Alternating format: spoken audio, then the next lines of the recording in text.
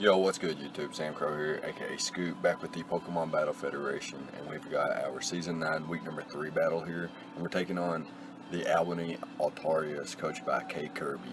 And he's got a pretty scary squad. As you look on screen, you'll see his squad down below on the bottom two rows. He's got Mew, Mega Lopunny, Weavile, Scizor, Sylveon, Oricorio, Porygon 2, Rotom-Mow, Seismitoad, Garbodor, and Flygon. I felt like we had a decent matchup though. It wasn't too awful. Definitely,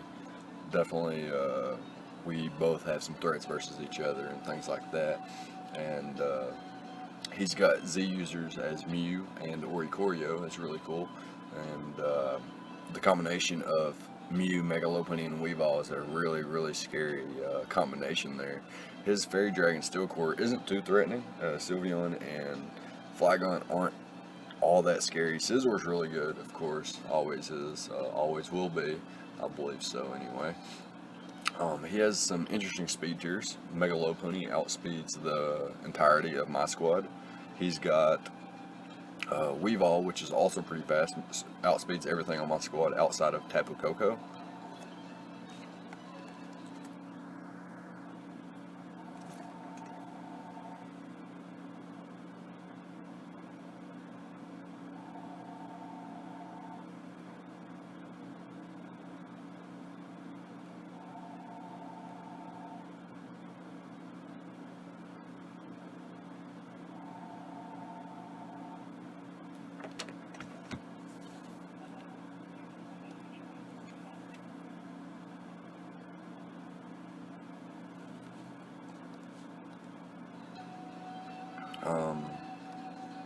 So I made note of that, and my offensive, or my Z-move users are Tapu Koko and Mismagius. Felt like, well, we'll talk about my whole squad. We've got Tapu Koko, Kieran Black, Mega Heracross, Nidoqueen, Ferrothorn, Swampert, Mesprit, Mismagius, Silvally, Alomomola, and Entei, where our Z-move users are Koko and Mismagius, like I just mentioned.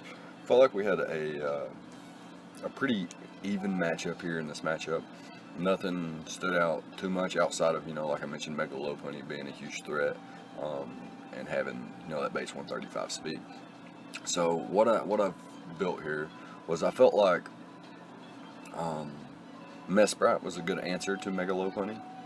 However, I couldn't bring myself to bring it because he has the Weavile, he has the Mew, he has the Scizor, he has 2 Pursuit Trappers in Weavile and Mega, or excuse me, not Mega, but regular Scizor. If either of those, say, Life Orb Weavile, and I wasn't Cobra Berry, and if I'm Cobra Berry, I can't switch into Mega Lopunny as much.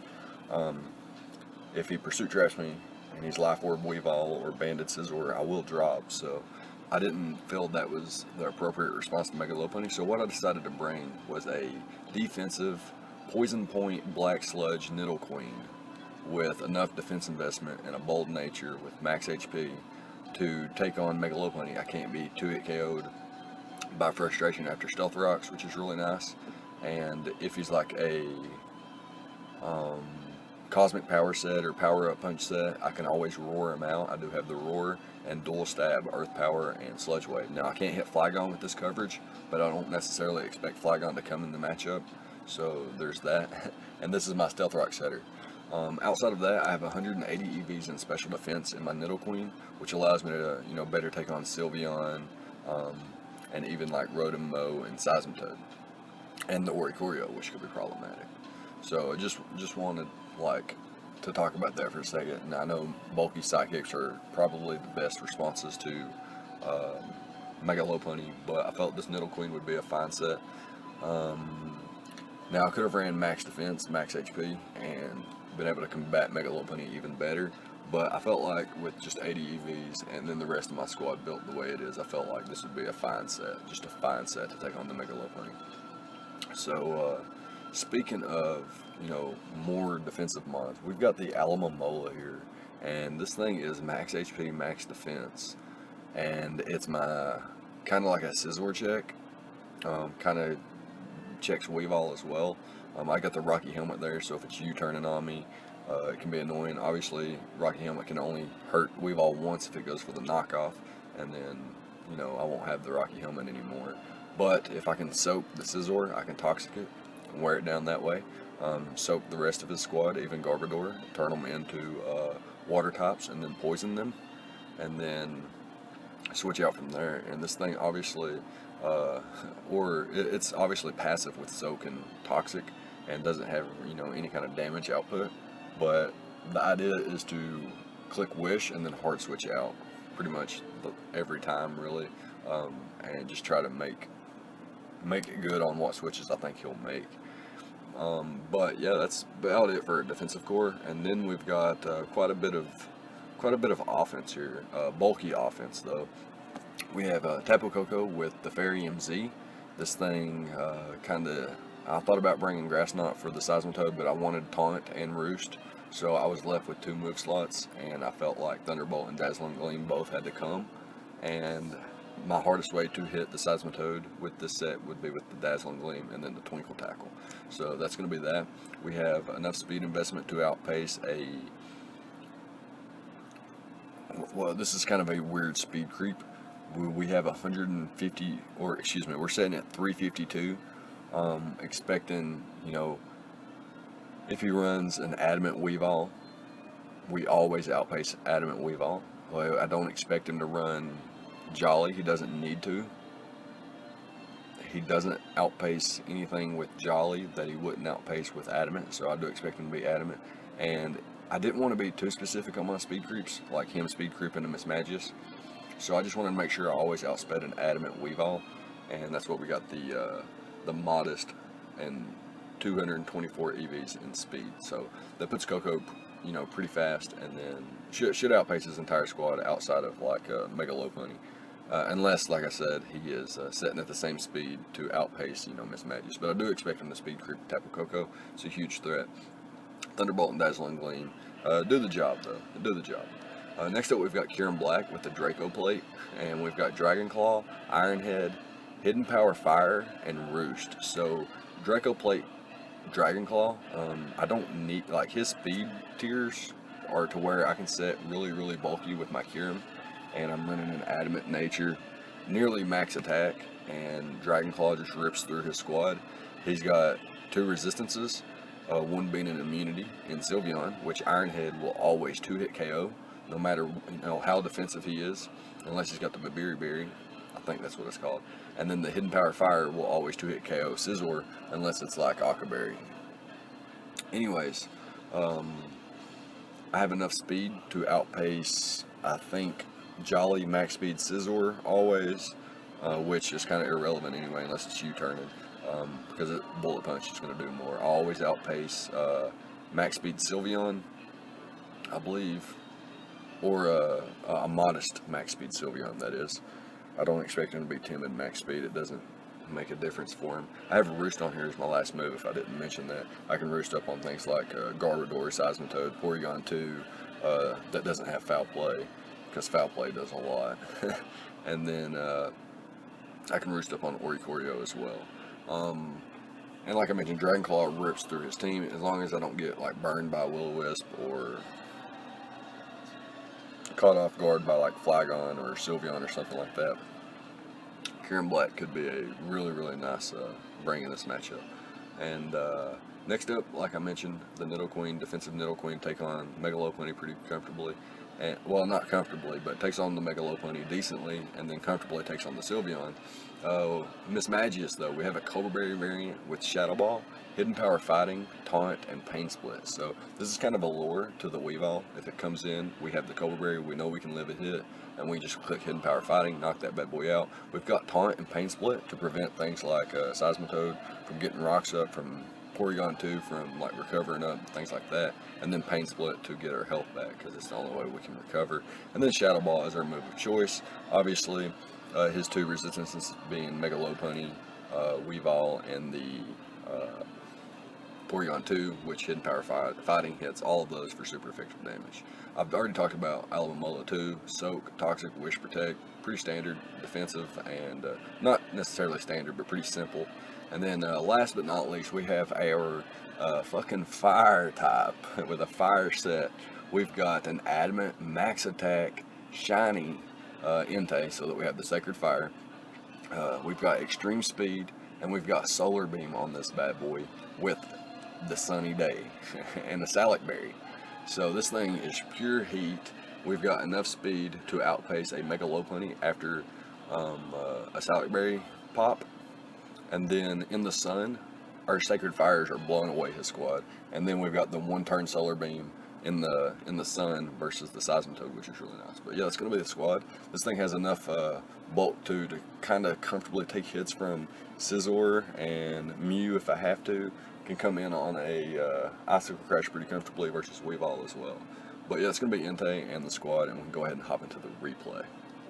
Alright, so here we are with the replay. My opponent chooses to bring the Mew, Seismitoad, Porygon 2, Scizor, Mega Lopunny, and the Garbodor. So no Weavile. Notice that immediately. Pretty interesting. So my Cobra Berry is pretty much useless on Mismagius outside of if Scizor has the Pursuit, or if Mew has the knockoff, or if it's like a Dark Pulse variant or something weird like that. Also, I noticed he did not bring the, what's it called? I forgot what that thing's called. Obviously, it wasn't too important for him. Obviously, he didn't bring it. Anyways, I see that once Seismitoad goes down, Tapu Koko can come in and freely spam Thunderbolt, which is really nice versus any squad. Kieran Black looks really good too, if I can get it in and just fire off attacks without having to bring it in on something, such as like Seismitoad or Porygon or the Garbodor. Yeah, just a tough matchup in general. He's got two potential Stealth Rockers though, in Mew and Seismitoad. So those are two potential leads I thought he could potentially lead with. So I'm actually going to lead off with my Mismagius because I can taunt both of those. I have, and I'm immune to Earth Power or Earthquake from Seismitoad, meaning I can taunt here and pretty much it be just a fine play. Or I could just click Shadow Ball, but he does have the Mega Lopunny, so I'm going to want to taunt as he goes out into the Mew. So that was a fine play. I'm going to click the Shadow Ball here as he goes out into his Scizor, and this does not too much, and I'm going to hard switch out into my Entei as he goes for the U-turn, which was a fine play, completely understandable. And here he's going to go out into his Seismitoad, forcing my switch, but I'm actually going to go for the Sunny Day, knowing that I can live in Earthquake or in Earth Power, unless he's like, you know, max invested. So, and that was going to prompt my Salad Berry, and then on the following turn I could click Solar Beam and knock him out. But he does go out into the Garbodor here. I can start firing off some sun-boosted Sacred Fires. And he goes into his Porygon. I do almost half, and I get the burn. So that's really nice for me. And this thing's burnt and at half. So I'm going to try to go ahead and throw off another Sacred Fire here. And if he doesn't recover, I could have 2-hit KO'd him, but he is going to recover up there, so that's a little bit unfortunate for me. I'm going to switch out to my Ghost Type now, in case he wanted to go for like Tri-Beam or something like that. And now I can taunt or Pain Split or click Hidden Power Fighting. I didn't know what he was going to do, so I'm actually going to double back out into my Entei, expecting his Scizor to come out. But he reveals Ice Beam, which was a fine play, I suppose. The neutral damage versus my Mismagius. Here I'm going to switch out to my Alomomola, not wanting to, you know, take any damage with my Entei yet, and I'm going to throw off a Wish. So that thing gets Regenerator as well, so I'm going to go out into my Nidoqueen here as he does go out, you know, pulls a switch out into his Mew after he gets his Spike up. So that's pretty problematic. I don't like a Spike being up, but I'm going to go hard into my Mismagius here, and I can throw off another Taunt, or I can go for Shadow Ball. I felt Shadow Ball was the better play because getting rid of Mew is always good. He goes out into his Porygon 2, which was a fine play as well, and he's going to be immune to my Shadow Ball. Here I'm going to taunt him and prevent him from recovering as he just goes for the Ice Beam, which is another fine play. So yeah, looking to be a long kind of matchup. He goes out into his Mega Lopunny as I go for the Pain Split, and I get quite a bit of health back, which is really nice. And he goes straight for the return with the Spike up. This actually just does way too much to me. I'm assuming that this is an Adamant Mega Lopunny, and I actually didn't count for Adamant, and I should have. I just felt like he would definitely speed creep my Tapu Koko. That looks like Adamant damage though. I'm not 100% sure though. So with that row right there, it looked more jolly, but it's dependent, really. So I'm not real sure what kind of set he was. Anyways, I am able to 1v1 him thanks to my poison point coming in clutch there and getting the poison on him.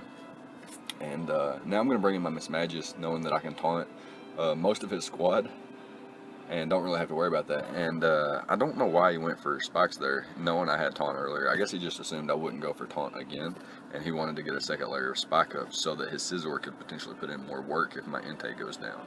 But here, I'm going to chip down this Garbodor and put it in range of Kyurem Black. Kyurem Black's pretty much going to net a knockout here. Nothing was going to come in on the Dragon Claw and then take the following Hidden Power Fire outside of Scizor, and that's because it's an Aqua Berry variant. And here I'm going to pop its Aqua Berry as it actually goes for U-turn, so it doesn't go for the Bullet Punch, thankfully there. And that was a skin saver. Here I'm going to Roost Up as my opponent actually goes for the Rain Dance. Now, had I clicked Dragon Claw there, I would have did a significant amount of damage with the Draco Plate and been adamant Kyurem Black. So I'm not sure exactly what his set is because I haven't got any damage off on him yet.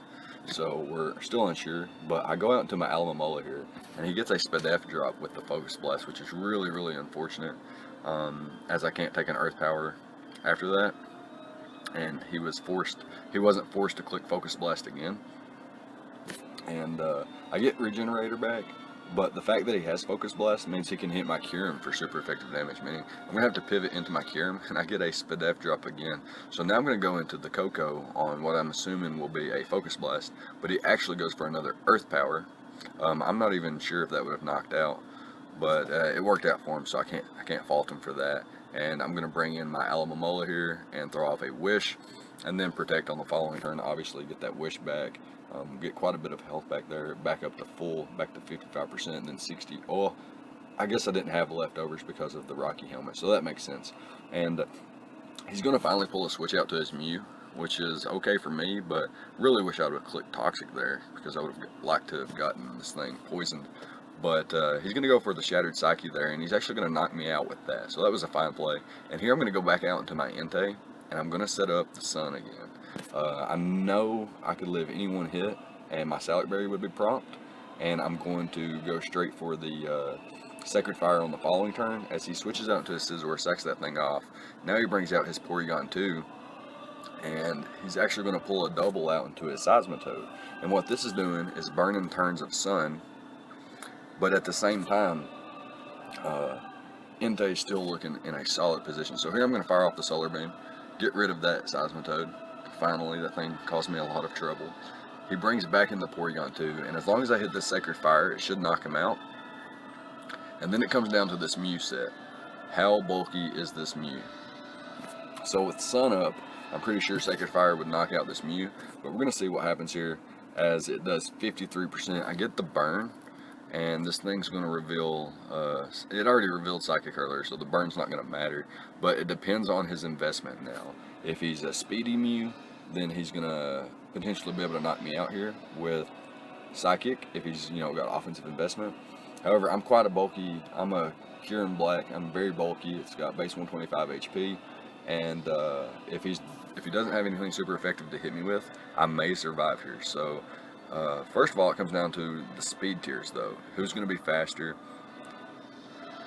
And it's going to be him, and he's going to have the Aura Sphere, and he's going to knock us out there, and he's going to win 1-0. So that was a fabulous game.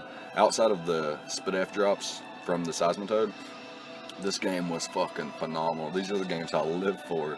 A 40-turn battle, rain and sun, good checks to each other. Mons not going down left and right, but they are going down. You're seeing some progress and stuff. This is such a fun game. But yeah, that's going to be it. Let me know what you guys thought about the prep and the plays on both sides of the field. Leave a like, comment, and subscribe, all the good stuff, and I'll see you guys next time. Thank you for watching.